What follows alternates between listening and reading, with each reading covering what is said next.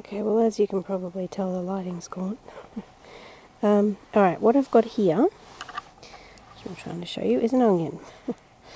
Now, a lot of us have looked at onions with a bit of the green and gone, oh, no, it's no good, it's gone.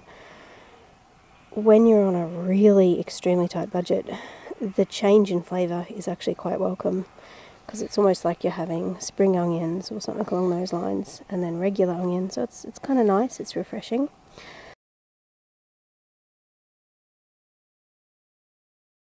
Thing is this beautiful skin here, this outer layer of skin, again, completely underrated.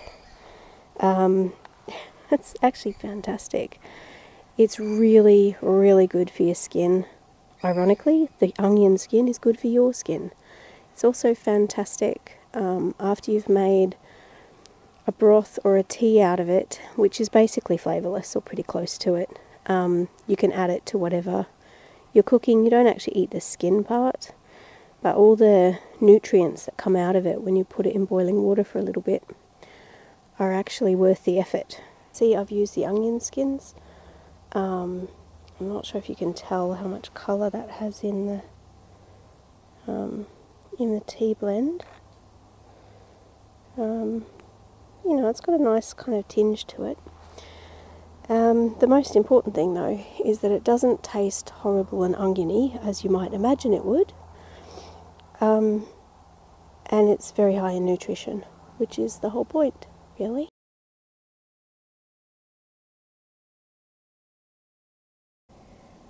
Okay, so this is me chopping up the onions after dark because it got dark too fast, and I am not very good at this filming thing.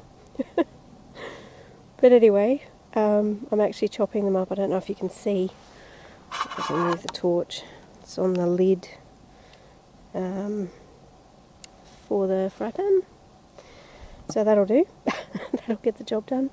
And these, as pretty as they are, they're lovely, and I grabbed them from a bit that was growing in the wrong spot in the garden. But they're actually, I'm just going to share them with some possums out here while I'm here, so I'll do that later.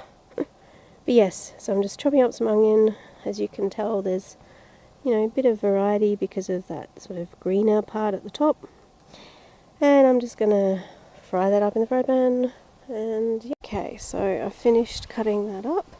See that and hear that? So we're just going to do this.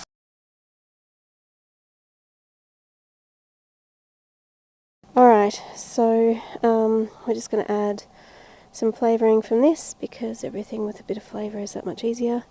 As you can see, I've put this on top of here, so I'm not burning holes in the community furniture, because there's nothing more annoying than that, really. Well, I'm sure there are more annoying things, but still. So yes, as you can see, rice did well, very happy with that. Okay, so I've decided, this is what the laksa looks like in case you're curious. I've decided to mix it all together here. So we've got the rice, we've got the rice, we've got the onion cooking up nicely, and I'm just going to add some of the laksa. Woohoo! It has like little bits of noodly bits in it, so that'll add a bit of extra crunch. Added a bit more of that onion skin tea with the rosemary. Stirred in the rice with the onion, and I'm basically just going to put a lid on that. And I'm going to move it a little bit away from the heat, because as you can see, it's getting pretty keen over there. Just in that one spot. But yeah, I just had a little taste of it. It's actually really nice. It's definitely going to be filling, and there's enough here to feed an army, basically. So, and I hardly used any of the actual laksa, as you can see. So there's plenty of that left to flavour things.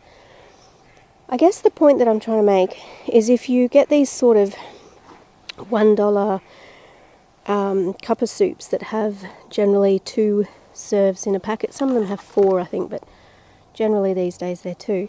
If you get those, you can use them like seasoning, so you can really stretch them out and make them last.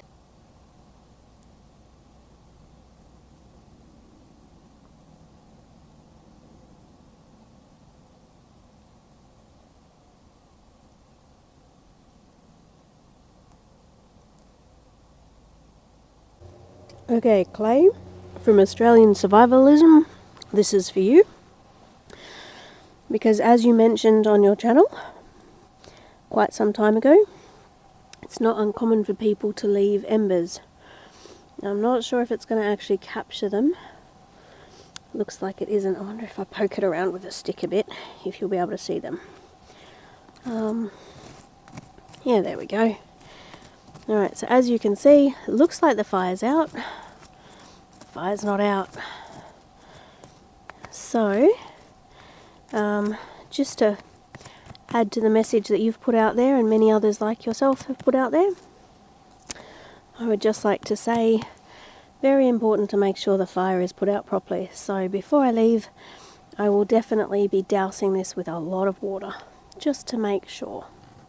Okay, so I might need to turn this up a bit. Okay, how's that? If I actually point it at the right spot, you can actually, I'm not sure if you can see it on the camera, but there's still some steam coming off that. So I'll just wait a little while, give it a little bit, and then douse it again, just to be extra careful. So there you go.